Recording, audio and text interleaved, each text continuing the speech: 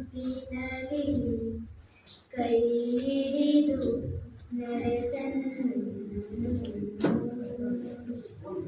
ಕರುಣಾಳು ಬಾ ಬೆಳಗ್ಗೆ ಮುಸುಕಿದೆ ಹಬ್ಬಿನಲಿ ಕೈ ಹಿಡಿದು ನಡೆಸನ್ನು ಇರುಳು ಕತ್ತಲೆಯಾಗವೆ ಮನೆ ದೂರ ಕನಿಕರಿಸಿ ಕೈ ಹಿಡಿದು ನಡೆ. ಕನ್ನಡ ಸಾಹಿತ್ಯದಲ್ಲಿ ಸ್ನಾತಕೋತ್ತರ ಪದವಿ ಮಾಡಬೇಕು ಎಂದು. ಆದರೆ ಅಂತಿಮವಾಗಿ ಅವರು ಆಗಿದ್ದು ಇಸ್ರೋ ವಿಜ್ಞಾನಿ ಮತ್ತು ತಂತ್ರಜ್ಞಾನ. ರೂಪ ಲೇಖಕ ವಸಂತ ಮಳಲಿ ಅವರ ಪುತ್ರಿ, ಮೈಸೂರಿನವರು. SSLC ವರೆಗೆ ಕನ್ನಡ ಮಾಧ್ಯಮದಲ್ಲಿ ಶಿಕ್ಷಣ, ಇದು ಇಂಪಾರ್ಟೆಂಟ್ ನಮ್ಮ ಮಕ್ಕಳಿಗೆ. ಕನ್ನಡ ಮಾಧ್ಯಮದಲ್ಲಿ ಶಿಕ್ಷಣ. ಆ ಬಳಿಕ PUCಯಲ್ಲಿ ತಂದೆಯ ಸಲಹೆಯ ಮೇರೆಗೆ ವಿಜ್ಞಾನ ವಿಷಯವನ್ನು ಆಯ್ದುಕೊಂಡರು. ಕನ್ನಡ ಭಾಷೆ ಮತ್ತು ವಿಜ್ಞಾನ ಎರಡರಲ್ಲೂ ಸಮಾನ ಆಸಕ್ತಿ ಹೊಂದಿದ್ದರು ಮತ್ತು ಹೆಚ್ಚು ಅಂಕಗಳನ್ನು ಪಡೆದುಕೊಳ್ಳುತ್ತಿದ್ದರು. PUC ಬಳಿಕ ಎಂಜಿನಿಯರಿಂಗ್ ಮಾಡಿದ ರೂಪ ಹಾಸನದಲ್ಲಿರುವ ಇಸ್ರೋದ ಮಾಸ್ಟರ್ ಕಂಟ್ರೋಲ್ ಫೆಸಿಲಿಟಿ ಕೇಂದ್ರದಲ್ಲಿ ಅಪ್ರೆಂಟಿಸ್ಶಿಪ್ ಸೇರಿಕೊಂಡರು. ಅಲ್ಲಿ ನಿರ್ದೇಶಕ ರಂಗರಾಜನ್ ಅವರ ಸ್ಫೂರ್ತಿದಾಯಕ ಮಾತುಗಳು ಮತ್ತು ತರಬೇತಿಯಿಂದ ಬಾಹ್ಯಾಕಾಶ ಕ್ಷೇತ್ರದ ಬಗ್ಗೆ ಅಪಾರ ಆಸಕ್ತಿ ಮತ್ತು ಒಲವು ಮೂಡಿತು. ಇಸ್ರೋ ಸೇರಿಕೊಂಡರು. ಹೊರಗೆ ಬರಬೇಕು ಅಂತ ಆದಾಗ ಏನ್ ಮಾಡಬೇಕು? ಭಾರತ ನಾವು ವಿಜ್ಞಾನದಲ್ಲಿ ಮುಂದುವರಬೇಕು. ಅವರು ಮತ್ತೆ ಅವರ ಬಹಳ ಜೊತೆಯಲ್ಲಿ ಇದ್ದಂತಹ ಇವರು ಹೋಮಿ ಬಾಬಾರವರು, ಇವರಿಬ್ಬರು ಸೇರಿ ವಿಜ್ಞಾನದ ಬಗ್ಗೆ ಸಾಕಷ್ಟು ಕೆಲಸಗಳನ್ನು ಮಾಡಿದ್ರು. ಅದರಲ್ಲೂ ಹೇಗೆ ಬಾಹ್ಯಾಕಾಶಕ್ಕೆ ಹೋಗ್ಬೇಕಲ್ಲ, ಹೋಗ್ಲಿಕ್ಕೆ ನಮಗೆ ಉಡಾವಣಾ ವಾಹನ ಬೇಕು. ಉಡಾವಣಾ ವಾಹನ ಬೇಕು ಅಂದ್ರೆ ಅದರ ತಂತ್ರಜ್ಞಾನವೂ ಬೇಕು. ಆ ತಂತ್ರಜ್ಞಾನವನ್ನು ಹೇಗೆ ತಗೊಳ್ಳೋದು? ಹಾಗೆ ಅವರು ಒಂದು ಪ್ರಯೋಗವನ್ನು ಮಾಡಿದ್ರು. ಇದು ಈ ಚಿತ್ರ ನಿಮಗೆ ಗೊತ್ತಾಗತ್ತಾ ಅವ್ರು ಯಾರು ಅಂತ? ನಿಮಗೆ ಅದನ್ನ ಹೇಳ್ತಾರೆ.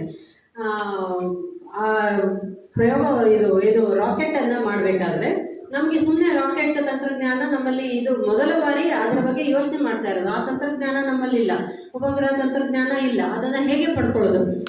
ಆಗಲೇ ಮುಂದುವರಿದ ದೇಶಗಳು ಅದರ ಬಗ್ಗೆ ಸಾಕಷ್ಟು ಕೆಲಸವನ್ನ ಮಾಡಿದರು. ಆದರೆ ಇವರಲ್ಲಿ ಇದ್ದಂತಹ ಒಂದು ಇಂಟರ್ನ್ಯಾಷನಲ್ ಕೋಆಪರೇಷನ್, ಬೇರೆ ಬೇರೆ ಜನಗಳ ಒಂದು ಪರಿಚಯ ಇದ್ದಿದ್ರಿಂದ ಬೇರೆ ದೇಶದ ಅಮೆರಿಕ, ಜಪಾನ್, ಜರ್ಮನಿ, ಕೆನಡಾ ಇವರೆಲ್ಲರನ್ನ ಭಾರತಕ್ಕೆ ಕರೆದು ಇಲ್ಲಿ ನೀವು ಪ್ರಯೋಗಗಳನ್ನ ಮಾಡಿ ಅಂತ ಹೇಳಿದ್ರು. ಅದು ಏನಕ್ಕಪ್ಪ ಅಂದ್ರೆ, ನಿಮಗೆ ಎಲ್ಲ ವಿಜ್ಞಾನ ಮಕ್ಕಳಲ್ವಾ, ಭೂಮಿಯ ಏನು ಈಕ್ವೆಟಾರ್ ಅಂದ್ರೆ ಏನು ಅಂತ ಗೊತ್ತು, ಸಮಭಾಜಕ ವೃತ್ತ ಗೊತ್ತು. ಭಾರತದ ಮೇಲೆ ಹಾದು ಹೋಗುತ್ತಾ? ಅದು ಇಲ್ಲ, ಭಾರತದಿಂದ ಕೆಳಗಡೆ ಇದೆ. ನಾವು ಸಮಭಾಜಕ ವೃತ್ತದಿಂದ ಸ್ವಲ್ಪ 9 ಡಿಗ್ರಿ ಮೇಲಿದ್ದೀವಿ. ಆದರೆ ಅದಕ್ಕೆ ಇನ್ನೂ ಒಂದು ಇದಿದೆ, ಏನು ಮ್ಯಾಗ್ನೆಟಿಕ್ ಈಕ್ವೆಟಾರ್ ಅಂತ. ಆ ಮ್ಯಾಗ್ನೆಟಿಕ್ ಈಕ್ವೆಟಾರ್ ಈ ಸಮಭಾಜಕ ವೃತ್ತದಿಂದ 9 ಡಿಗ್ರಿ ಎತ್ತರದಲ್ಲಿ ಇದೆ. ಅದು ಭಾರತದ ಮೇಲೆ ಹಾದು ಹೋಗುತ್ತೆ. ನಮ್ಮ ಈ ಏನು ವೈಜ್ಞಾನಿಕ ಪ್ರಯೋಗಗಳಿಗೆ ನಾವು ಆ ಮ್ಯಾಗ್ನೆಟಿಕ್ ಈಕ್ವೆಟಾರಿನ ಪ್ರದೇಶದ ಮೇಲೆ ಮಾಡಬೇಕಾದ್ರೆ ಇಲ್ಲ ಭಾರತದಲ್ಲಿ ಮಾಡಬೇಕು, ಇಲ್ಲ ಸೌತ್ ಅಮೆರಿಕಾದಲ್ಲಿ ಮಾಡಬೇಕು. ಈ ಏನು ಮ್ಯಾಗ್ನೆಟಿಕ್ ವೇವ್ಸ್ ಇದೆಯಲ್ಲ, ಅದು ಭಾರತದ ಮೇಲೆ ಹಾದು ಹೋಗುವಾಗ ತುಂಬಾ ಏನು ಸ್ಟ್ರಾಂಗ್ ಆಗಿದೆ. ಅದೇ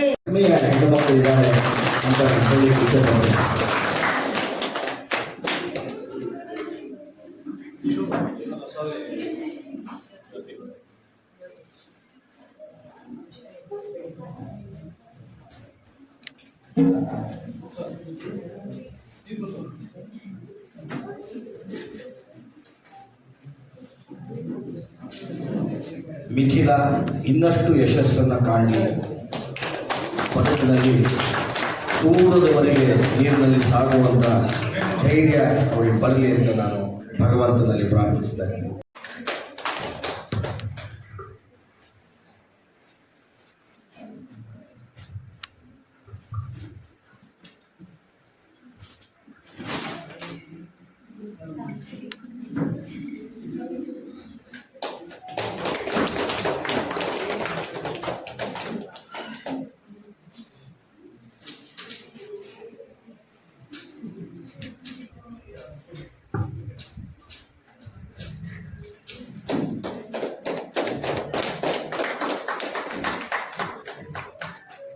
ಬನ್ನಿ ನೀವು ಬನ್ನಿ.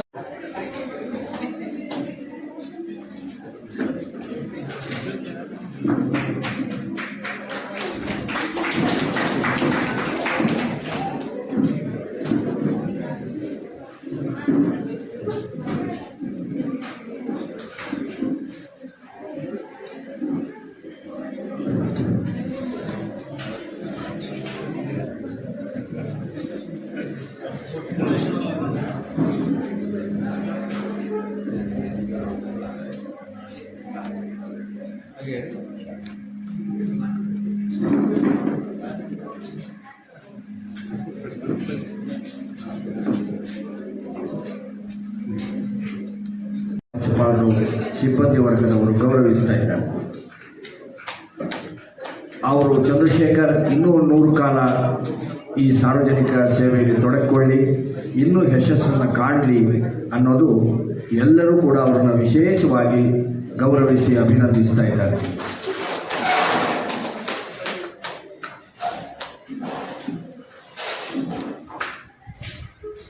ಶ್ರೀಮತಿ ಹುಟ್ಟುಹಬ್ಬದ ಸವಿ ನೆನಪಿಗಾಗಿ ನನ್ನ ಈ ಸಾಧನೆಯನ್ನು ಗಮನಿಸಿ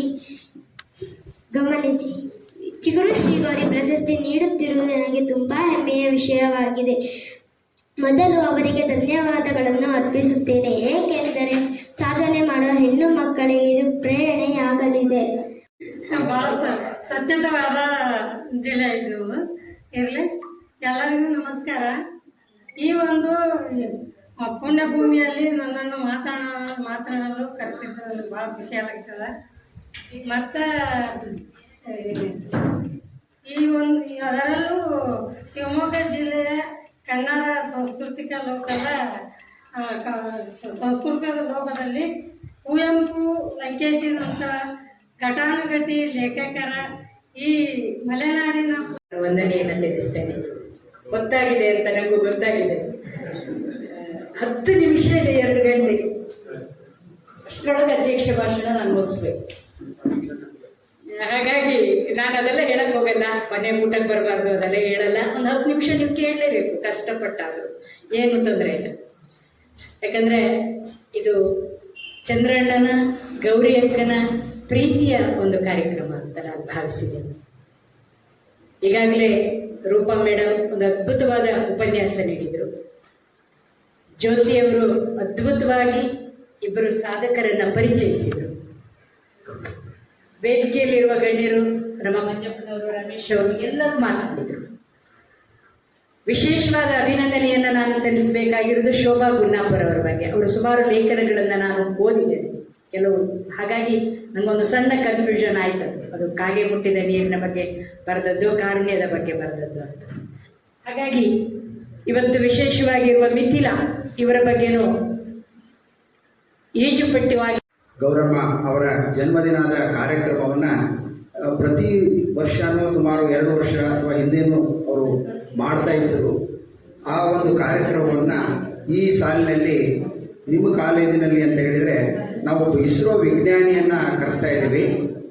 ಸೊ ಹಾಗಾಗಿ ಇಲ್ಲಿ ಮಾಡ್ಬೋದಾ ಅಂತ ಹೇಳಿ ಕೇಳಲಿಕ್ಕೆ ಬಂದಿದ್ದರು.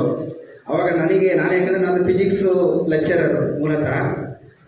ನಂತರದಲ್ಲಿ ನಾವು ಸಾಗರ ವಿಜ್ಞಾನ ವೇದಿಕೆ ಕೆಲವು ಘಟಕಗಳಲ್ಲಿ ಇದ್ವಿ.